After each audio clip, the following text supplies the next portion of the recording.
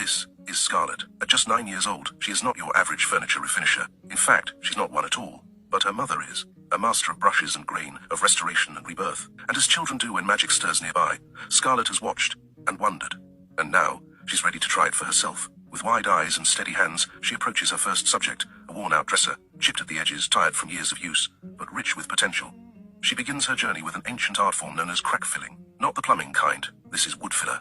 It's goopy. It's squishy. It's kind of like Play-Doh, but with a purpose. She scoops, she smears, she squints like a tiny Michelangelo patching up furniture wounds. And then, she waits.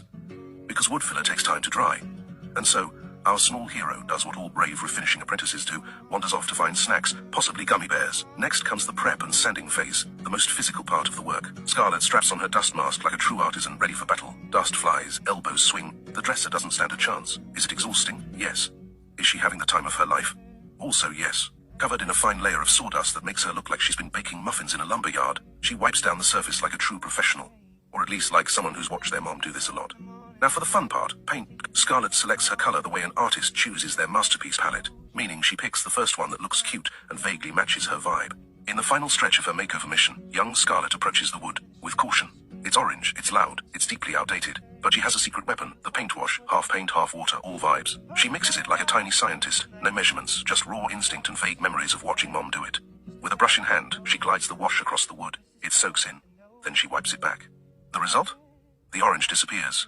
The grain stays.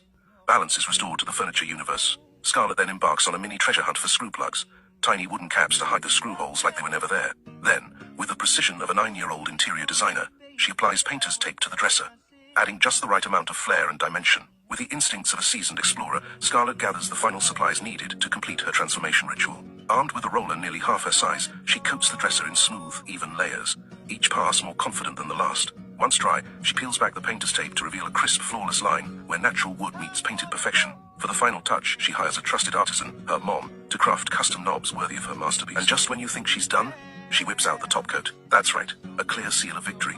The furniture world's equivalent of hairspray, except glossier and more important. It seals the magic in, like glass on a painting, ensuring that the beauty she's created will last. And then, she steps back, brush in hand, clothes speckled with paint, eyes bright with pride. This isn't just furniture, this is storytelling in color. This is heritage passed from mother to daughter. This is what happens when creativity meets courage, and when a little girl dares to try something new. Scarlett may not be a professional refinisher, but today, she is a creator. And tomorrow, she might refinish the kitchen table, or just get distracted by crafting. Either way, greatness awaits.